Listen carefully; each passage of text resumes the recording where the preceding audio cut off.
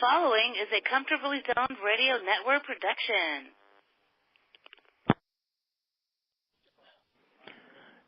Good afternoon, everybody. Welcome to the Comfortably Zoned Radio Network. This is Alan Blumkin. I'm here with my co-host, David Nemec, and another segment of David Nemec's old-time baseball history and trivia. Today we're going to be discussing part two of the evolution of scheduling.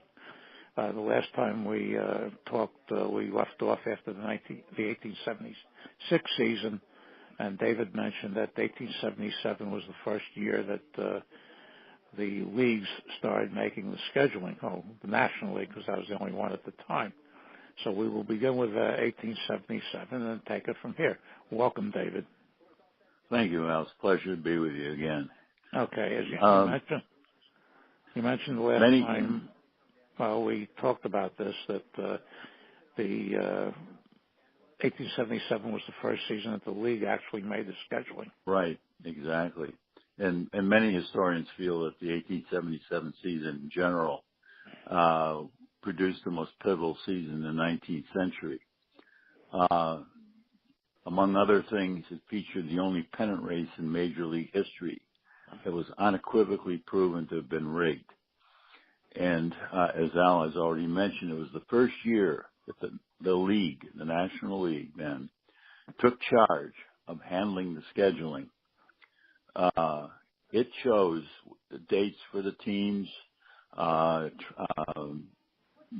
made all arrangements. The schedule was issued before the season even began.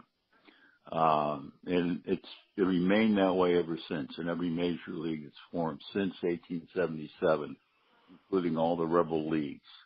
The leagues have taken charge of the scheduling from the outset.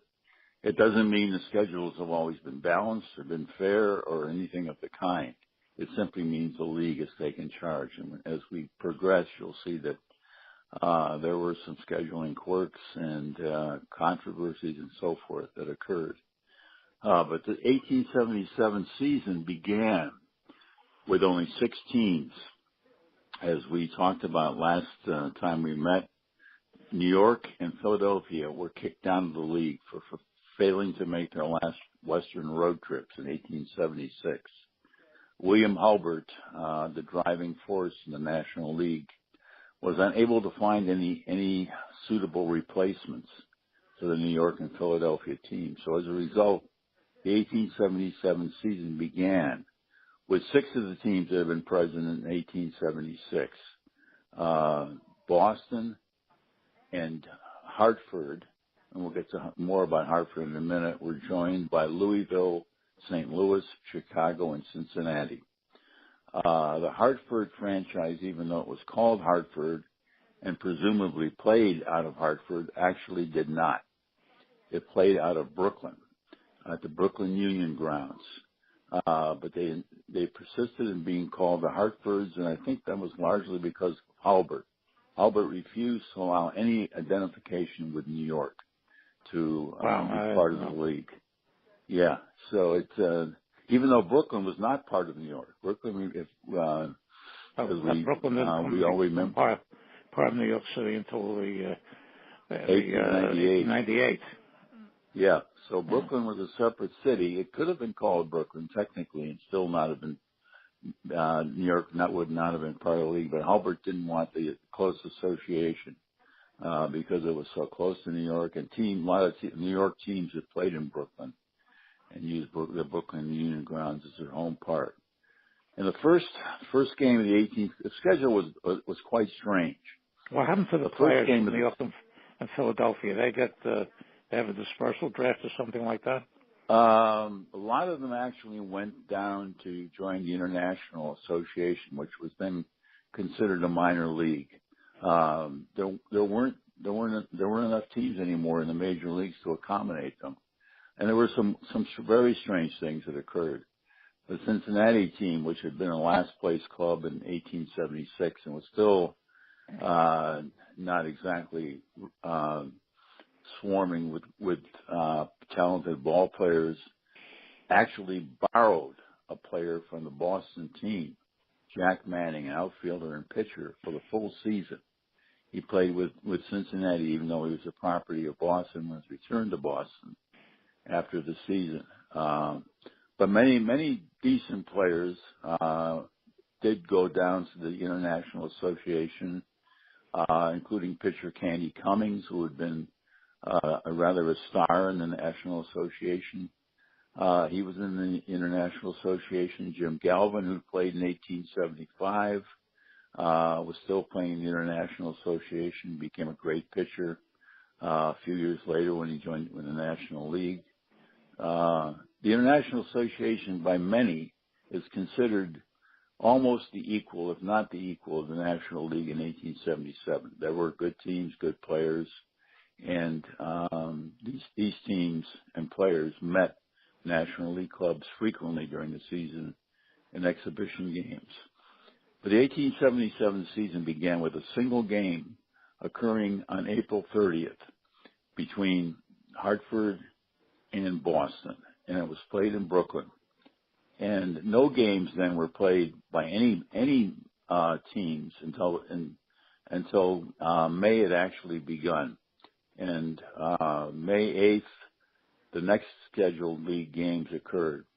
And the Boston team began the season very, very strangely. After playing at Hartford on April 30th, they were idle as far as Major League competition went until May 8th, and then they journeyed to St. Louis. Played 2 games in St. Louis, followed by 2 games in Chicago, then 2 games in Cincinnati, and 2 games in Louisville before they finally came home. And they didn't play their first home game of the season until June 2nd when they faced off against Hartford in Boston. Wow. The schedule was like that. It was very imbalanced. Each team How many games played were they scheduled to play? The schedule was called for 60 games. Each That's team all. Okay. played Yeah. All right. each opponent 12 times. Yeah.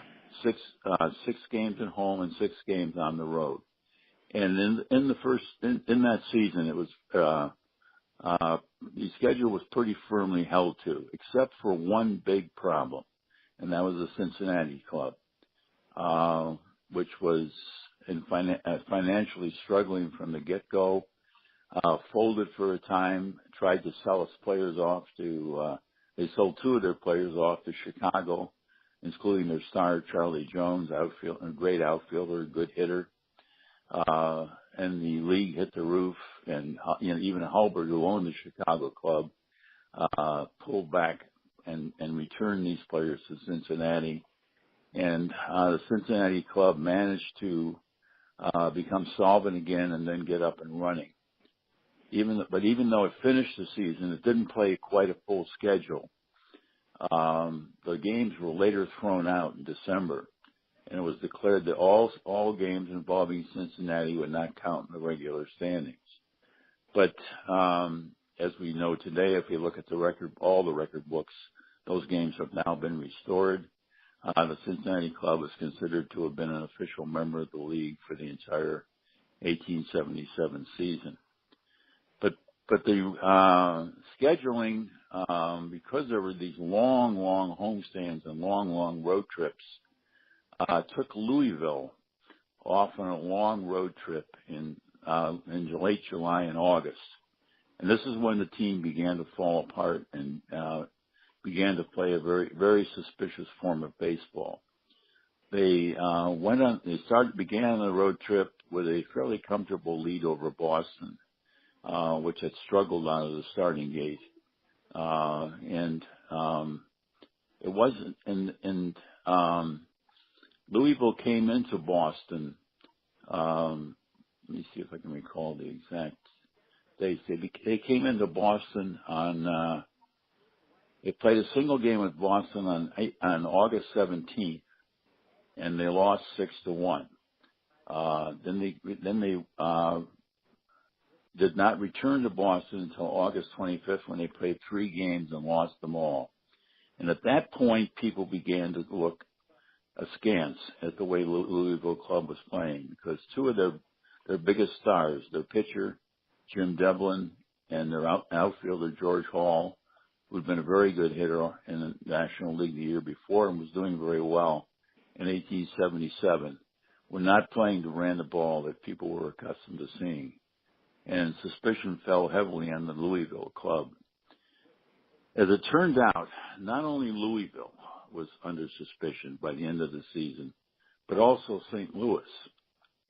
And because there was no reserve clause then, St. Louis purchased several of the Louisville players who were performing suspiciously, including Hall and Devlin, for 1878 delivery. And when the scandal broke, and it was broken actually by a Louisville reporter named John Haldeman, who was the son of the Louisville president, Walter Haldeman. And Haldeman bore some animosity toward the Louisville club, in that he was an aspiring player himself and actually played one game, and felt that he didn't get a fair chance to play more. And when the club began to play suspiciously, he began to push his father to really look into what was going on. And when an investigation was made, it was determined very quickly that the Louisville club had indeed thrown games. And the St. Louis club also fell under deep suspicion, even though it was never formally kicked out of the league. It chose to leave the league at the end of the 1877 season. So 60 games were played. Boston ultimately won rather easily because the Louisville club deliberately lost several of its games. So the final standing showed Louisville 7 games behind on a 60-game schedule, which was a rather large amount, all considered. But Louisville had been leading going into August, and probably if things had been played straight, would have emerged as the winner, but we'll never know. Yeah. In any case, yeah, it's very funny because somebody put up some sort of cockamamie sabermetric statistic for pitchers' effectiveness for career, and they had Devlin in the top 10, crediting with 5 years. I guess they took the NA into consideration. They took the NA into account, and Devlin had a very good year in 1876 for not a terrible. Yeah, so I mean, I was surprised to see this, and I knew that he was one of the Louisville Four, and that was very, very surprising to see that. I don't know what basis they did, but the rest of the top 10 were, modern pitchers. I mean, talking about 20th century pitchers, and but I see Devlin up there that high was very, very surprising, to say the least. Yeah, I don't know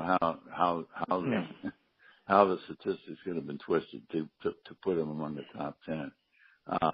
He was a very good pitcher. He was a good ball player in general. First time he played some infield, could play outfield, hit pretty well. He was a major star without question in 1877. But was he even the best pitcher in 1877? That's very debatable, because Tommy Bond for Boston was also very strong.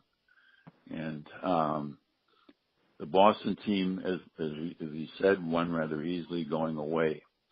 But 1878 also became a watershed season, in that after St. Louis and Louisville were dumped, Hartford also folded. The Brooklyn Union Grounds had not provided enough revenue for the Hartford team. They decided to give it up. And Hulbert was left, stranded, and, 3 teams abandoning the league at the end of the year, and forced to really scout around to even get the league back up to 6 teams so that it could function in 1878.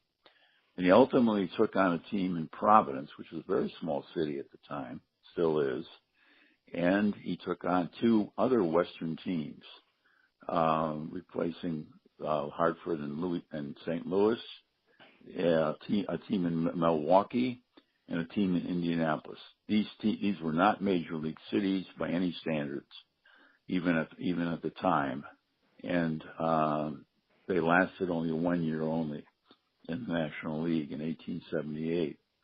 But the one good thing about the 1878 season, a complete schedule was played. Every one of the 6 teams fulfilled its complete schedule. They played 60 games again. They played 60 games again, 12 games apiece against each 12 by other. 5, yeah. And it was, and the Boston team won very easily.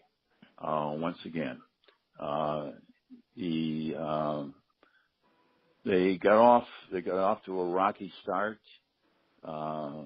as they had in 1877, but by late June they were in the forefront, and the only real competition they got, strangely enough, was from a revived Cincinnati team, because free agency was not was still in force then, and players signed contracts for 1 year only. The Cincinnati club picked up Deacon White from the Boston team after the 1877 season, and they added Deacon White's brother, Will White, who was just starting to come into his own as a pitcher. So the White brothers became the first formidable brother act in Major League history as a pitcher and catcher. And they pulled the Cincinnati club to within a four games of Boston at the end of the season. Providence finished in 3rd place, 8 games back. And the Chicago team, which had been unbeatable in 1876 and looked good for years to come, still was struggling. It finished at exactly 500. And the 2 other Midwestern teams who were on board for 1 year only, Indianapolis and Milwaukee, brought up the rear. Obviously, they didn't do very much. They drew very poorly. They did drew up poorly. Yeah. And, but they completed their schedules. The Milwaukee team, which finished dead last, played its full complement of home games. Actually, no, I take that back. The Milwaukee team did not play its full complement of home games.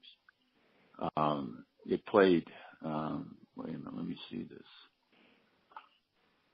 It played only 25 games at home, and it played 36 games on the road. That was principally because it was such a poor draw that Hulbert agreed to allow home games which had been scheduled for Milwaukee to be moved to other venues, which were sort of like the 1899 Spiders. Yeah, exactly. They ended up playing 7 games in Chicago instead of 6, and 9 games in Cincinnati instead of 3. 7 games also in Indianapolis and Providence, but 6 games only in Boston. But each team did complete a full schedule. And the 1878 season went into the books as the first year in Major League history that every team finished the year without any problems as far as completing its schedule. So after Indianapolis and Milwaukee were lopped off, Hulbert was once again put into a struggle to how is he going to get this league up and running by 1879. And what Hulbert finally managed to do was to incorporate some of the stronger teams from the International Association, which had functioned in 1878, still what we call a minor league today, although it was, as we said, nearly as strong as the National League. And they pulled in teams from Syracuse, the Syracuse Stars. They pulled in the Troy Trojans. They pulled in the Cleveland Blues, and they pulled in the Buffalo Bisons. Now, Buffalo and Syracuse have been the class of the International Association in 1878. And they came in, Buffalo in particular, as formidable challengers, because Buffalo brought its top pitcher, as we mentioned earlier, Jim Galvin. And Galvin was, right from the outset, a major force and he remained a major force throughout the 1880s. And the Buffalo team was quite strong. And the Boston team found itself in competition with Providence for first place after winning the previous two seasons rather easily. They lost their shortstop, George Wright, Harry Wright's brother. Agency, yeah. Yeah, that was what the impetus. The owners to start the process that would lead to a reserve clause. Yeah, exactly. Wright jumped to Providence, acted as player manager of the Providence team, and took it to a pennant. The 80-game schedule is now in force in 1879 with each team. An 84-game schedule was in force in 1879 with each team playing every other team 12 times. So you had 70, a total of 84 games, 42 at home, times 7, yeah. 42 on the road. Yeah. However, there was a problem. Even though they came in as a strong team and seemed to be a financially stable club, the Syracuse Stars proved to be a real drag on the league. They did poorly at the box office. They started off decently, but soon fell apart, and they ended up disbanding. Let me see. They played their last game on September 10th before they disbanded, and they played a winning game at home against Cleveland. But after that game, they disbanded, and their teams that were scheduled to play with Syracuse after that were left without an official National League game to play, and really had to kind of scramble around to arrange exhibition games to fill out the month of September during those days when they were scheduled to play Syracuse. Weren't they replaced by Worcester? Did Worcester come in 1880? In 1880, but yeah. 1879 season finished with only 7 teams. And it was the last season in National League history where a team dropped out before the conclusion of the season. Every year after that, starting in 1880, as Al mentioned, when Rooster came on board, replacing Syracuse, the league started and ended the season with the same number of teams. Even in 1899, which was a horrible season for Cleveland, the Cleveland Spiders managed to finish the entire season. So that's been a constant ever since 1880. But one thing we really haven't given any attention to, and we should, are the concept of double headers. A doubleheader initially was dismissed by the National Association clubs. They did not want to give fans a free game, two for the price of one. There was only one doubleheader played in the entire National Association. So it is like now, exactly. Yeah. It reverted to what it used to be. But the only doubleheader in National Association history occurred on Independence Day in 1873, when Boston played Elizabeth, New Jersey, a doubleheader at Boston, and that was the coda, the swan song for Elizabeth. That they folded after that doubleheader with Boston. In 1876, there was an unscheduled doubleheader made necessary by a canceled game, played, I believe, in early September between Cincinnati and Hartford.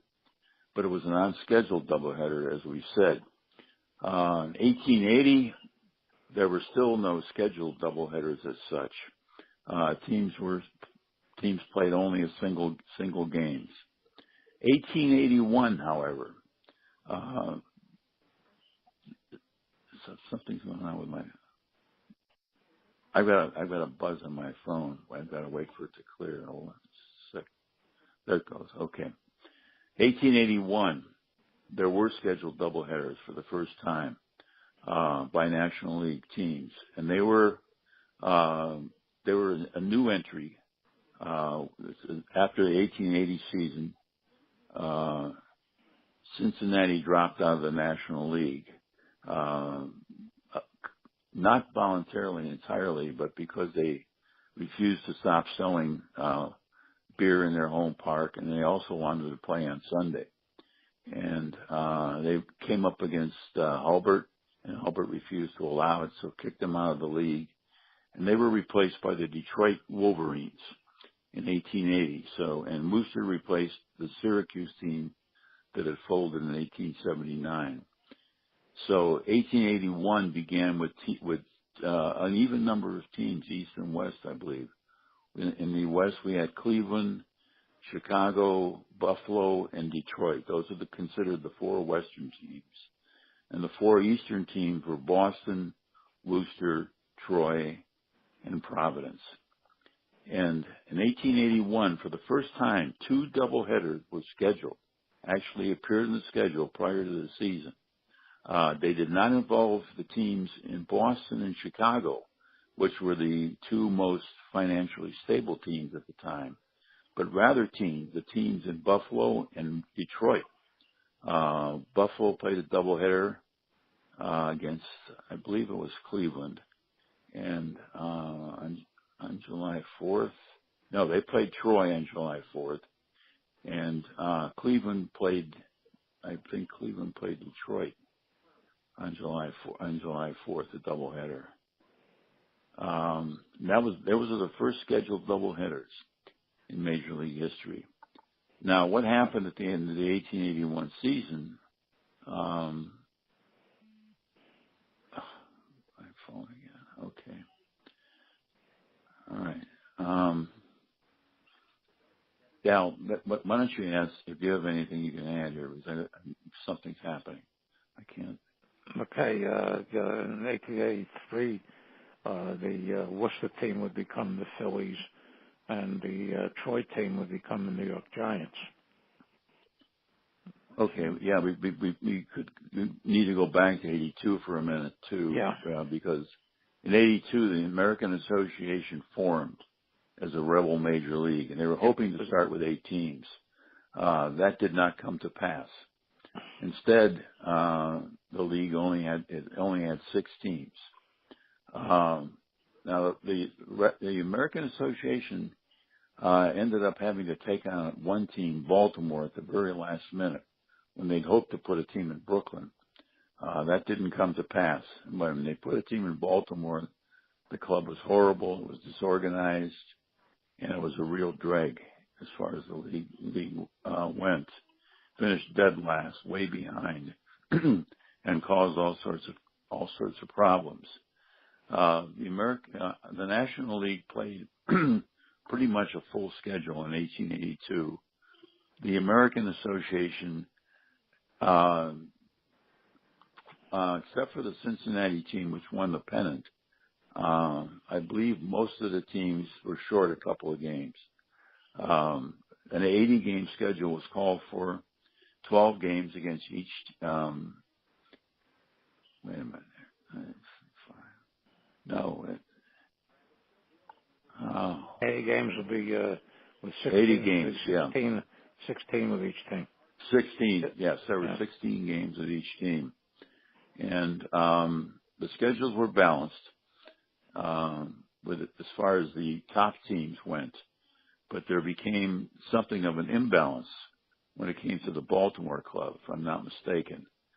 The Baltimore club played only 33 games at home and 74 games all told, and played 41 games on the road. So the American Association, realizing the financial imposition that was imposed on teams traveling to Baltimore, allowed teams to schedule, change the schedule so that they played games with scheduled for Baltimore at home. So the schedule was imbalanced. However, every team did finish the season, which was a surprise to the National League. Not only did it finish the season, but they outdrew the National League by a fairly wide margin. And most of the teams... They allowed beer in Sunday ball. Exactly. And, beer and I remember ball. they charged 25 cents for admission instead of 50 cents that right. the National League was charging. Yeah, the National League was charging 50 cents, although they did allow people to enter the grounds after the fourth inning for only a dime. The American Association, I believe, was the first league to allow people to enter the grounds for free after the seventh inning. That continued to be a major league practice for a number of years, and even into the expansion era. I remember when I couldn't make, when I was in college, and I couldn't make, for one reason or another, I couldn't make the starting time game in Forbes Field, the night game. I would be able to get in after at the seventh inning. One time I got into a game in the seventh inning, and it wound up going 16 innings. So I was there for 3 hours. I had that. Yeah. I had that happen once too. Yeah. Yeah, this was in Forbes Field in Pittsburgh. Yeah. That was a great ballpark. But the doubleheaders were still not a regular feature, particularly in the American Association. National League did have doubleheaders in 1882, but in 1883 there was some major changes made in the composition of major league cities.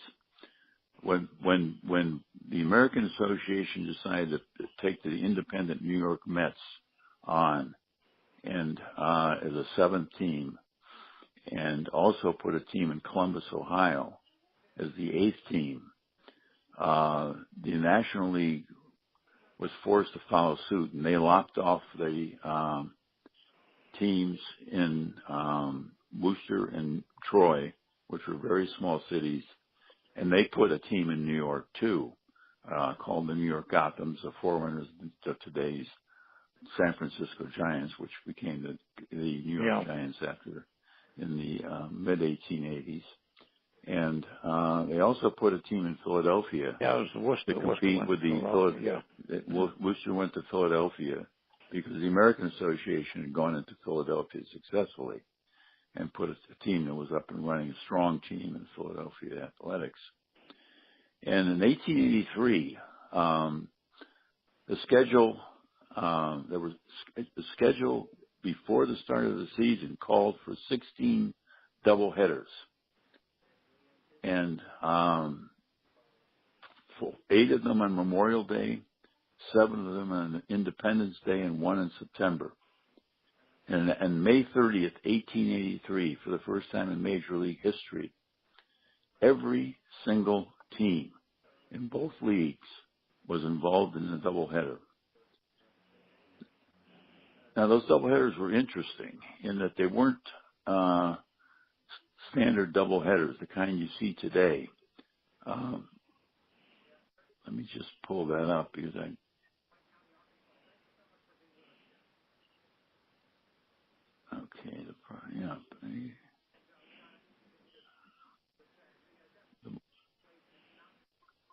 what happened in the eastern cities in particular on Memorial Day, and this was also true on Independence Day in a number of cities, they would play a morning and an afternoon game. Providence on May 30th, 1883, in the morning game, played Buffalo. In the afternoon game, they played Cleveland. And what happened was in the scheduling, the Cleveland team played Boston in the morning, and then I believe it's either Boston or New York, and then played Providence in the afternoon. And so what they did was they had a split. They split the games apart by several hours. Separate admission. Morning game. Yeah, separate admission. Yeah. The morning game would start around 10. And the afternoon game would start around 2:30 or 3. And there'd be a break for lunch, and the the home team would actually eat lunch, on the field, and the fans would be allowed to mingle. They would, those who had paid both admissions. Otherwise, the park was cleared, and a separate admission was charged for the afternoon crowd. Many fans stayed for both games, and those who didn't were also free to accompany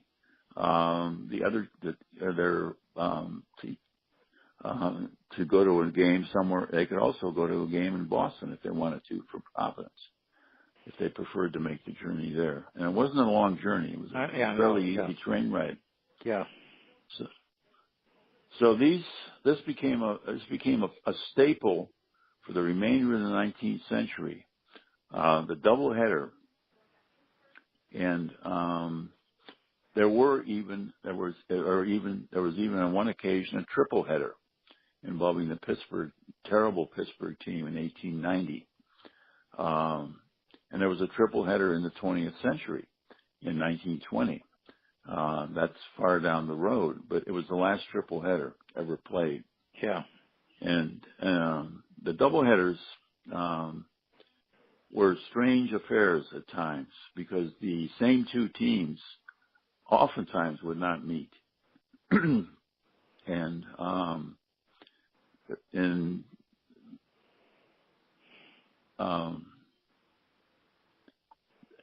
the schedule as a result, the dates for doubleheaders, the most common dates, were the most popular dates were the Memorial Day and the Independence Day doubleheader, and those were fought hard for, and but generally the Eastern teams held sway, and they're usually both Providence and Boston would play doubleheaders on both occasions, and they would host teams. New York also got to play some doubleheaders. They would host differing teams in morning and afternoon games, but the Western teams would struggle as far as the scheduling went. But the doubleheaders became a very popular feature of Major League Baseball, and the schedule was starting to increase too. By 1883, the schedule called for, I believe, 98 games, if I'm not mistaken. It has to be 14/7. Yeah, 14/7. So they were playing two more games against each club. And the 1883 season, I believe the American Association also called for 98 games. So these games, the season was longer. More games were being played official games were being played between members of both leagues, and doubleheaders were being played, and there were fewer off days. And as a result, players were forced to keep themselves in better shape because they were exhibition games. They can afford to take it easy a lot of times, goof off. They could come to the game, under the influence. With official league games, they weren't as likely to get away with it. So because they were playing an increased schedule, the quality of baseball, I think, started to improve in 1883 with the schedule advancing to 98 games. And the statistics, as a result, began to be more reflective of the kind of statistics we see today. Players were batting over 400 times in a season. They were collecting 125, 130 hits. You weren't leading the league in batting with only 250 or 275 at bats anymore. Yeah, because there were a lot of people who, when they look at records of the stars during that time, and they see they assume that they're playing 80 games or 70 games or 60 games or whatever, that these players were injured. Yeah, I know. Mm. And the actual fact is that many of the players were playing well over 100 games in a season. In 1880, 81 and 82, the independent New York Mets played well over 100 games. None of them were league games as such. They're all exhibition games. But the New York Mets took on all comers. And they were a very, very strong independent team. When they came into the National League, into the American Association in 1883, they came in as a pretty formidable club and finished their very first season well over 500 with a 54-42 record. They were only 11 games out of first place. And the 1883 season was instrumental or interesting in another way. The pennant race in the American Association went right down to the very last weekend. The Athletics and St. Louis Browns were only a game or two apart. And the Athletics clinched the pennant on the last Saturday of the season. And the Browns ended up finishing a game out of first place. It was the closest pennant race to that point in history.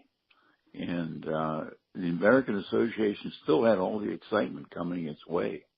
And the National League was fighting hard to keep up, but because they put a club in New York and because they had put a club in Philadelphia, even though it was a terrible team, Philadelphia Quakers won only 17 games and lost 81 in 1883. Yeah, named Coleman, I think, it lost 48 of them. 48 games. 40, and he was a good pitcher. He pitched a couple of shutouts. He had a lot of good days, but the team just wasn't there for him. They had a 173 winning percentage, and Baltimore was still the drag in the American Association. They finished with 292 winning percentage, winning only 28 games. But this is a good time to end because the 1884 season changed the complexion of baseball. Okay. Again. Yeah. Because that brings in the Union Association. Really changed. Very chaotic. Around. Okay, fine. David, I want to thank you. Your knowledge on this is basically unbelievable, and I can see that you've put a lot of time and effort into the 19th century, and I want to thank you for this. And we'll be maybe next week, the week after. I want to thank David Nemec for his incredible knowledge on this topic, and we'll see you soon. It's my pleasure because I really enjoy talking with you about it. Okay. It brings. Okay, so I'm going to sign off right now. Thank you, everybody. Again, this is the Comfortably Zone Radio Network. Good night. Night.